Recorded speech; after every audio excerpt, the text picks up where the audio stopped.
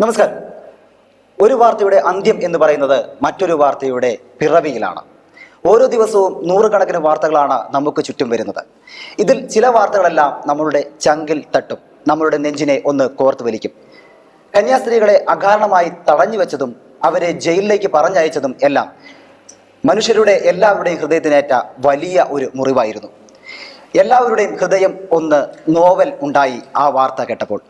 അങ്ങനെ നിരവധി വാർത്തകൾ ഓരോ ദിവസവും നമ്മളുടെ മുന്നിലൂടെ കടന്നു പോകുന്നു. ചങ്കിൽ തട്ടിയ ഈ കഴിഞ്ഞ ആഴ്ചയിലെ വാർത്തകളാണ് ഈ പരിപാടിയിലൂടെ ഞങ്ങൾ നിങ്ങൾക്ക് മുൻപിൽ അവതരിപ്പിക്കുന്നത്. എല്ലാ പ്രിയപ്പെട്ട പ്രേക്ഷകർക്കും സ്വാഗതം ചങ്കിൽ തട്ടിയ വാർത്തയിലേക്ക്. ഞാൻ റോജി, എന്നോടൊപ്പം സണ്ണി പീറ്റർ, അഞ്ജലി ബിജു, ഗ്ലസീന. അഞ്ജലി ബിജു, എന്തായിരുന്നു കഴിഞ്ഞ ആഴ്ചയിൽ ഹൃദയത്തിൽ ഏറ്റവും കൂടുതൽ ടച്ച് ചെയ്ത ആ വാർത്ത?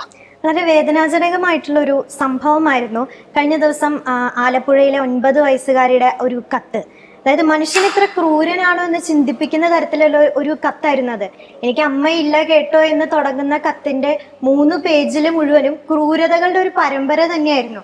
ആ കുട്ടിയുടെ അച്ഛനും രണ്ടാനമ്മയും ചേർന്ന് ആ കുട്ടിക്കെതിരെ 1 വർഷമായിട്ട് തുടരുന്ന പീഡനവും ക്രൂരതയും, അടിച്ച് വയ്യാതാക്കി കുട്ടി സ്കൂളിലേക്ക് ചെന്ന അധ്യാപികയാണ് ആ ഒരു കാര്യം കണ്ടുപിടിക്കുന്നത്. ഇതിന് നമ്മൾ പറയും മക്കളാണെന്ന് മാതാപിതാക്കൾ മറക്കരുത്, അല്ലെങ്കിൽ ആ മാതാപിതാക്കൾക്കെതിരെ ഒരു കേസ് എടുക്കണം, ശിക്ഷിക്കണം എന്നൊക്കെ നമ്മൾ പറയുമ്പോഴും ഇതിന് മറ്റൊരു തലം ആലോചിക്കുകയാണെങ്കിൽ ഇത് കണ്ടുപിടിച്ച അധ്യാപിക, അതായത് ഇന്ന് നമ്മൾ കാണുന്നത് ചെറിയൊരു കാര്യത്തിന് പോലും അധ്യാപികക്കെതിരെ തിരിയുന്ന വിദ്യാർത്ഥികളെയും മാതാപിതാക്കളെയാണ്. അതായത് വിദ്യാർത്ഥികൾ പഠിച്ചില്ല എന്ന കാരണത്താൽ അധ്യാപിക ചീത്ത പറയുമ്പോൾ, വഴക്ക് പറയുമ്പോഴൊക്കെ അധ്യാപികക്കെതിരെ തിരിയുന്ന വിദ്യാർത്ഥികളും മാതാപിതാക്കളും. അതിന് അധ്യാപകർക്ക് ഇപ്പോ എന്തെങ്കിലും കുട്ടികളോട് പറയാൻ തന്നെ പേടിയാണ്. പക്ഷെ ആ അധ്യാപികയാണ് ഇന്ന് ഈ കുട്ടിയുടെ ഈ ഒരു സംഭവം അല്ലെങ്കിൽ ക്രൂരത പുറത്തു കൊണ്ടുവന്നത്. അതുകൊണ്ട് തന്നെ അത് വലിയൊരു പദ്ധതിക്കാണ് തുടക്കമിട്ടത്. ഈ ഒരു സംഭവത്തില് അധ്യാപിക എന്നും ആ കുട്ടിയുടെ കൂടെ, ആ കുട്ടിക്ക് എന്നും ഓർമ്മയായിരിക്കും. കാരണം ആ കുട്ടി ഇനി വളർന്നു വരുന്ന സാഹചര്യത്തിൽ മുഴുവനും ഈ ഒരു സംഭവം ആ കുട്ടിയുടെ ഉള്ളിലുണ്ടായിരിക്കും, ഈ ഒരു സഹനം ആ കുട്ടിക്ക് ഉണ്ടായിരിക്കും.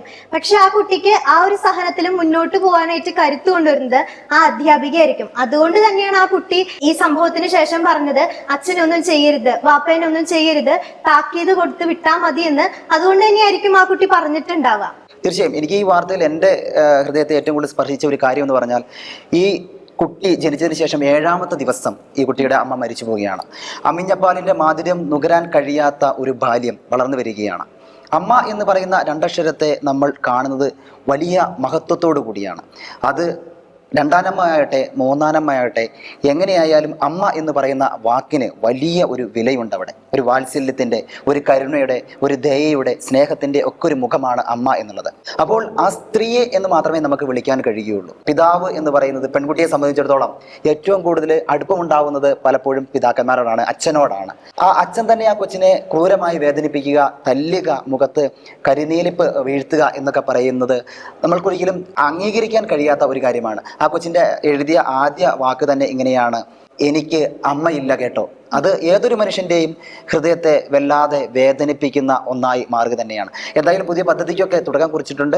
ഇനിയും ഇതേപോലെയുള്ള വേദനിക്കുന്ന കുട്ടികളൊന്നും ഉണ്ടാകാതിരിക്കട്ടെ എന്ന് നമുക്ക് ആഗ്രഹിക്കാം, അതിനുവേണ്ടി പ്രാർത്ഥിക്കാം. എങ്ങനെയാണ് ഗ്ലസീന കഴിഞ്ഞ ഒരാഴ്ചയിലെ വാർത്തകളെ വിലയിരുത്തുമ്പോൾ? കഴിഞ്ഞ ഒരാഴ്ചയിൽ എന്നെ ഏറ്റവും കൂടുതൽ സ്പർശിച്ചത് ഉത്തരാഖണ്ഡിൽ മഹാദുരന്തമായി പെയ്തിറങ്ങിയ ഒരു മേഘവിസ്ഫോടനത്തിൻ്റെ വാർത്ത തന്നെയാണ്. ശരിക്കും നമ്മൾ പുസ്തകങ്ങളിലൊക്കെ വായിക്കുന്ന പോലെ ഹിമവാന്റെ അടിത്തട്ടിൽ വെള്ള കീറുപൊതച്ച് കിടക്കുന്ന അതിമനോഹരമായൊരു ഗ്രാമമായിരുന്നു ധരാലി.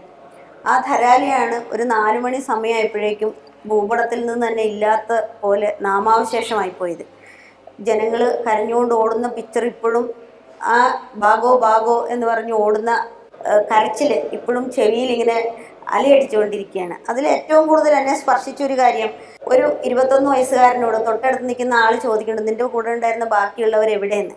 അപ്പോൾ അയാൾക്ക് സംസാരിക്കാൻ പറ്റുന്നില്ല. അയാൾ വളരെ വിഷമത്തിൽ ഇയാളെ ഒന്ന് നോക്കുകയാണ്. അങ്ങനെ നിസ്സഹായനായി നിൽക്കുന്ന ഒരു യുവാവിൻ്റെ ചിത്രമാണ് എന്നെ ഏറ്റവും കൂടുതൽ സ്പർശിച്ചത്, വേദനിപ്പിച്ചത്.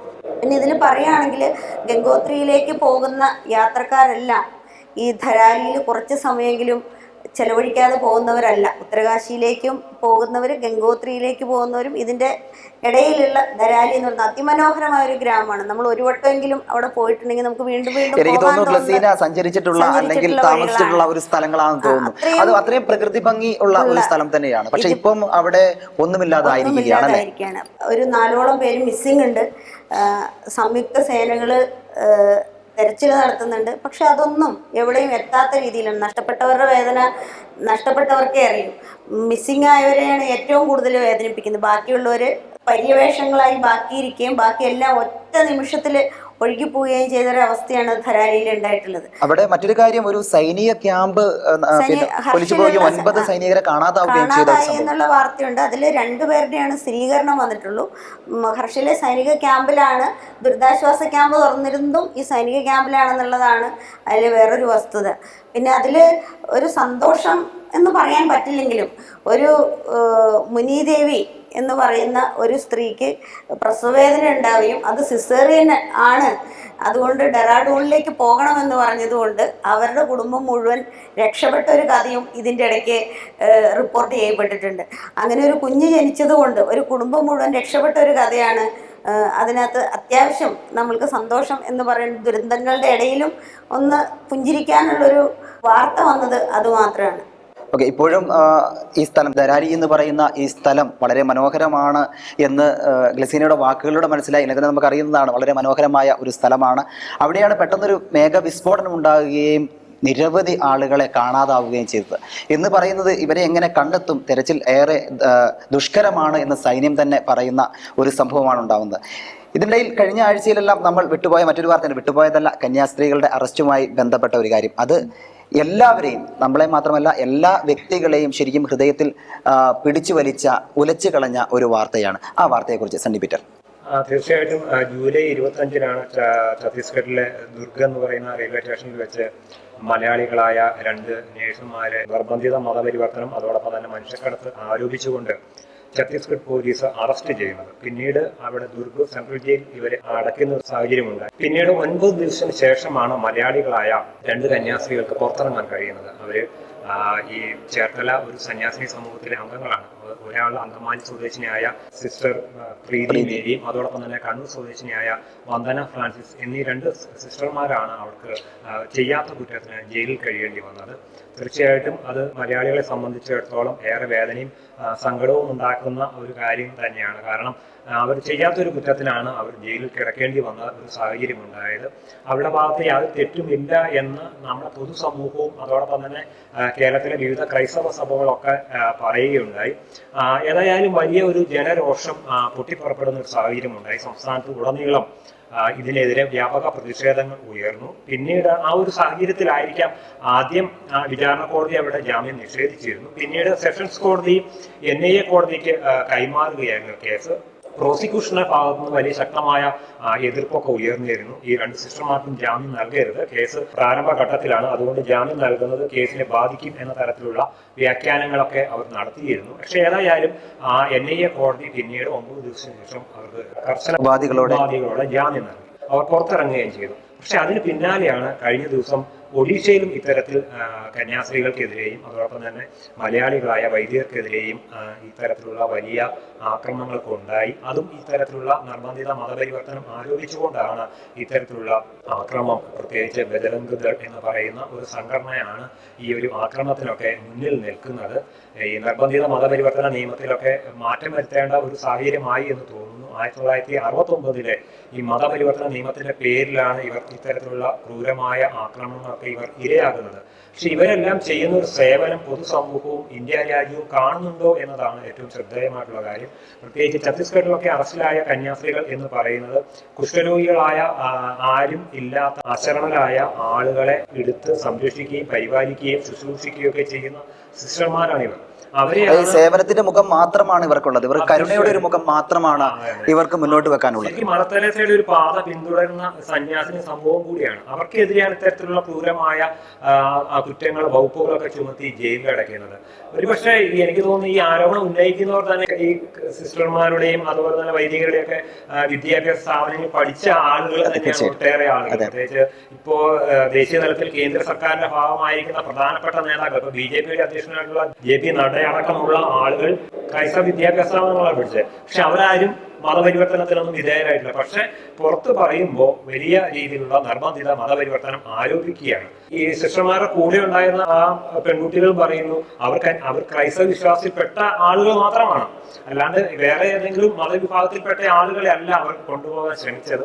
അതും അവരുടെ കുടുംബത്തിലുള്ള വീട്ടുകാരുടെ എല്ലാം പൂർണ്ണ അനുമതിയോടുകൂടി പ്രായപൂർത്തിയായ പെൺകുട്ടികളാണ്. സ്വന്തം ജീവിക്കാൻ വേണ്ടിയിട്ട് പോകുന്നതാണ്. വരും എന്തെങ്കിലും തൊഴിലെടുത്ത് ജീവിക്കണം എന്ന ഒരു ആഗ്രഹത്തിന്റെ ഫലമായിട്ടാണ്. ഇതിനകത്ത് വലിയൊരു സംഭവം എന്താണെന്ന് വെച്ച് കഴിഞ്ഞാൽ, ഈ പെൺകുട്ടികൾ അവരുടെ നാട്ടില് വെറും 200 രൂപയ്ക്കാണ് ജോലിക്ക് പോയിക്കൊണ്ടിരുന്നത്. അവിടെ ചെന്ന് കന്യാസ്ത്രീകൾ പറയാണ്, നിങ്ങൾ 10,000 രൂപ ശമ്പളമുണ്ട്, നിങ്ങൾക്ക് താമസിക്കാൻ നല്ല സ്ഥലമുണ്ട്. ഒരുപക്ഷെ ഇതിന്റെയൊക്കെ പിന്നിൽ ഒരു നിക്ഷിപ്ത താല്പര്യം എന്ന് പറയുന്നത് ഈ സന്യാസിനി സമൂഹത്തിൽപ്പെട്ട അല്ലെങ്കിൽ വൈദികരായ ആളുകൾ ഇവരുടെ ഇടയിൽ പ്രവർത്തിക്കുമ്പോൾ ഇവർക്ക് സ്വമേധയ ഒരു സുരക്ഷിതത്വ ബോധവും സ്വന്തം കാലിൽ നിൽക്കാനുള്ള ഒരു താല്പര്യങ്ങളൊക്കെ ഉണ്ടാവും. അപ്പൊ അങ്ങനെ വരുമ്പോൾ അവിടുത്തെ ജന്മി കുടുംബങ്ങളിൽ പെട്ട പ്രമുഖന്മാരായ ആളുകൾക്ക് അവർ പറയുന്ന രീതിയിൽ ആജ്ഞാപിക്കുമ്പോൾ അതിനനുസരിച്ച് പ്രവർത്തിക്കുന്ന ആളെ കിട്ടാതെ വരുമോ എന്നൊരു ആശങ്കയൊക്കെ ആയിരിക്കാം ഇതിന്റെ പിന്നിലുള്ളത്. അതായിരിക്കാം ഇവർക്ക് വിദ്യാഭ്യാസം ലഭിക്കുന്നു, ഈ പറയുന്ന പിന്നോക്ക വിഭാഗത്തിൽപ്പെട്ട പെൺകുട്ടികളാകട്ടെ ആൺകുട്ടികളാകട്ടെ അവർക്ക് നല്ല മികച്ച വിദ്യാഭ്യാസം ലഭിക്കുമ്പോൾ അവരുടെ ചിന്താഗതി മാറുന്നു, അവരുടെ താല്പര്യങ്ങൾ മാറുന്നു, അവരുടെ ഒരു വീക്ഷണങ്ങളൊക്കെ മാറുന്നു. അങ്ങനെ വരുമ്പോൾ ഇവർ പറയുന്നതിനനുസരിച്ച് താളം തുള്ളില്ല നാളെ എന്ന ഒരു ബോധ്യമാകാം ഒരുപക്ഷെ ഇവരെ ഇത്തരത്തിലുള്ള അക്രമത്തിലേക്കൊക്കെ നയിക്കാൻ ഇടയാക്കുന്നത് എന്നാണ് തോന്നുന്നത്. ഏതായാലും മലയാളി സമൂഹവും എല്ലാവരും തന്നെ ഇതിന് ഒറ്റക്കെട്ടായി ഈ ഒരു സന്യാസിനിമാരുടെ അല്ലെങ്കിൽ കന്യാസ്ത്രീകളുടെ അറസ്റ്റിനെതിരെ കേരള സമൂഹം ഒറ്റക്കെട്ടായി രംഗത്ത് വന്നു എന്നതാണ് ഏറ്റവും ശ്രദ്ധേയമായിട്ടുള്ള കാര്യം. ഇതിനു മുമ്പ് ഇത്തരത്തിലുള്ള വൈദികർക്കെതിരെയും കന്യാസ്ത്രീകൾക്കെതിരെയും വടക്കേന്ത്യൻ സംസ്ഥാനങ്ങൾ ആക്രമണം ഉണ്ടാകുമ്പോൾ പലപ്പോഴും ഇത്തരത്തിലുള്ള ഒരു പ്രതിഷേധമോ എതിർപ്പോ ഒന്നും ക്രൈസ്തവ സമൂഹത്തിൽ നിന്ന് പോലും ഉണ്ടാകാറില്ല. പക്ഷെ അതൊക്കെ ആയിരിക്കാം ഇവർക്ക് ഇതിനെല്ലാം ഒരു ധൈര്യം നൽകിയത്. ഏതായാലും ഈ ഒരു സംഭവത്തിൽ ഈ ഛത്തീസ്ഗഡിലെ കന്യാസ്ത്രീകളെ സംബന്ധിച്ചിടത്തോളം കേരള സമൂഹം ഒന്നിച്ച് അവരുടെ പിന്നിൽ ഒരുപക്ഷെ അതായിരിക്കാം അവരുടെ പെട്ടെന്നുള്ള ഒരു മോചനത്തിന് ഇടയാക്കിയത് എന്ന് തോന്നുന്നു. ഓക്കെ, കന്യാസ്ത്രീകളുടെ അറസ്റ്റിനെ കുറിച്ച് എങ്ങനെയാണ് അഞ്ജലിക്ക് ഫീൽ ചെയ്തത്? സണ്ണി പറഞ്ഞതുപോലെ തന്നെ ഈ ഒരു ഒത്തൊരുമയാണ് സഭ ഒരുമിച്ച് കന്യാസ്ത്രീകളുടെ മോചനത്തിന് വേണ്ടിയിട്ട് ഒത്തൊരുമിച്ച് നിന്ന് നമ്മൾ അതിൽ വിജയിച്ചു. പക്ഷെ കേസ് ഇപ്പോഴും നിലനിൽക്കുന്നുണ്ടെങ്കിൽ പോലും നീതി ലഭിക്കാനുള്ള പോരാട്ടത്തിലാണെങ്കിൽ പോലും നമ്മൾ അതിൽ വിജയിച്ചു എന്ന് തന്നെ പറയാം. ഇതിനകത്തൊരു സിസ്റ്റർമാർക്ക് നീതി ലഭിക്കണമെങ്കിൽ അവർ ഈ കേസ് തന്നെ FIR റദ്ദാക്കുകയും കേസ് പിൻവലിക്കുകയും ചെയ്യണം. എങ്കിൽ മാത്രമേ ഇവർക്ക് ഒരു നീതി ലഭിച്ചു എന്ന് പറയാൻ കഴിയുള്ളൂ. ഇപ്പൊ ജയിൽ മോചിതരായി എന്ന് പറയുന്ന ഒരു താൽക്കാലിക ആശ്വാസം മാത്രമാണ്. കാരണം അവർക്കെതിരെ ചുമത്തിയിരിക്കുന്ന വകുപ്പുകൾ അത്തരത്തിലുള്ളതാണ്. അപ്പൊ കുറെ കാലം ദീർഘനാളത്തെ ഒരു നിയമ പോരാട്ടം ഇവർക്ക് നടത്തേണ്ടി വരും. ഈ കേസ് പിൻവലിച്ചില്ല എങ്കിൽ ഈ സിസ്റ്റർമാരെ സംബന്ധിച്ചിടത്തോളം ദീർഘനാളത്തെ ഒരു നിയമ പോരാട്ടത്തിന്, ഒരു വ്യവഹാരത്തിന് അവർ വിധേയരാകുകയാണ്. അപ്പൊ അതിന് അവർക്ക് ഈ രണ്ടുപേർക്കും വ്യക്തമായ ഒരു നീതി ലഭിക്കണമെങ്കിൽ ഈ കേസ് തന്നെ പിൻവലിക്കണം. അതിന് ഛത്തീസ്ഗഡ് സർക്കാർ തയ്യാറാകുമോ എന്നതാണ് നാം എല്ലാവരും ഉറ്റുനോക്കുന്നത്. ഗ്ലസീന, കന്യാസ്ത്രീകളുടെ അറസ്റ്റിനെ കുറിച്ച്. ശരിക്കും കന്യാസ്ത്രീകളുടെ അറസ്റ്റ് എന്ന് പറയുന്നത് വളരെ ഹൃദയഭേദമായ കാര്യമാണ്. നമ്മൾ കത്തോലിക്ക സഭ ഇതിന് വളരെ മുമ്പേ ചെയ്യേണ്ടതായിരുന്നു എന്നുള്ള ഒരു അഭിപ്രായം എനിക്കുണ്ട്. കാരണം ഉത്തരേന്ത്യൻ സംസ്ഥാനങ്ങളിലെല്ലാം ഇതിന് വളരെ മുമ്പേ തന്നെ ക്രൈസ്തവർക്ക് നേരെ, സിസ്റ്റേഴ്സിനും അച്ഛന്മാർക്കും വൈദികർക്കും അവരുടെയുള്ള ഇൻസ്റ്റിറ്റ്യൂഷൻസിനും നേരെ ആക്രമണങ്ങൾ ഉണ്ടായിട്ടുണ്ട്. അപ്പോഴൊന്നും പ്രതികരിക്കാത്തത് കൊണ്ടാവാം അവർക്ക് കൂടുതൽ ധൈര്യം വരികയും അവരെ ജയിലിലടയ്ക്കാനുള്ള തീരുമാനത്തിലേക്ക് പോകാൻ അവരെ പ്രേരിപ്പിച്ചത് അതായിരിക്കാം. പക്ഷെ ഇപ്പോഴും അവർ ജയിൽ മോചിതരായി എന്ന് പറഞ്ഞാലും വലിയ നിയമ പോരാട്ടങ്ങൾ തന്നെ നടത്തേണ്ടി വരും. കാരണം ഛത്തീസ്ഗഡ് സർക്കാർ ആദ്യം കൺഫേം ചെയ്തിരുന്നത് അവർ മതപരിവർത്തനം നടത്തി എന്നുള്ളത് തന്നെയാണ്. മതപരിവർത്തനം നടത്തിയത് കൊണ്ടാണ് അവർക്കെതിരെ കേസ് കൊടുത്തത് എന്നും പറഞ്ഞാണ് ഇവരെ ഛത്തീസ്ഗഡ് സർക്കാർ ഇവരെ അറസ്റ്റ് ചെയ്ത് ജയിലിലാക്കുന്നത്. അങ്ങനെയുള്ളൊരു സമയത്താണ് നമ്മൾ വളരെയധികം പ്രക്ഷോഭങ്ങൾ നടത്തുകയും അവരെ അതിൻ്റെ അടിസ്ഥാനത്തിൽ മാത്രം, പൊളിറ്റിക്കലും അല്ലാതെയുള്ള എല്ലാ ഇൻഫ്ലുവൻസിൻ്റെ അടിസ്ഥാനത്തിൽ മാത്രമാണ് അവരെ പെട്ടെന്ന് റിലീസ് ചെയ്യുന്നത്. പക്ഷേ കേസ് ഇപ്പോഴും നിലനിൽക്കുക തന്നെയാണ്. അത് തീരുന്നതിന് മുമ്പാണ് നമ്മൾ ഒഡീഷയിൽ വീണ്ടും വൈദികർക്ക് നേരെയും സന്യസ്തർക്ക് നേരെയും ബജ്രംഗദളിൻ്റെ ആക്രമണം ഉണ്ടാകുന്നു എന്നുള്ള വാർത്തകൾ വീണ്ടും വീണ്ടും വന്നുകൊണ്ടിരിക്കുന്നത്. അപ്പോൾ ഇതിനൊരു അന്ത്യം വരണമെങ്കിൽ സർക്കാർ ക്രിയാത്മകമായി ഇടപെടുക എന്നുള്ളത് തന്നെയാണ്.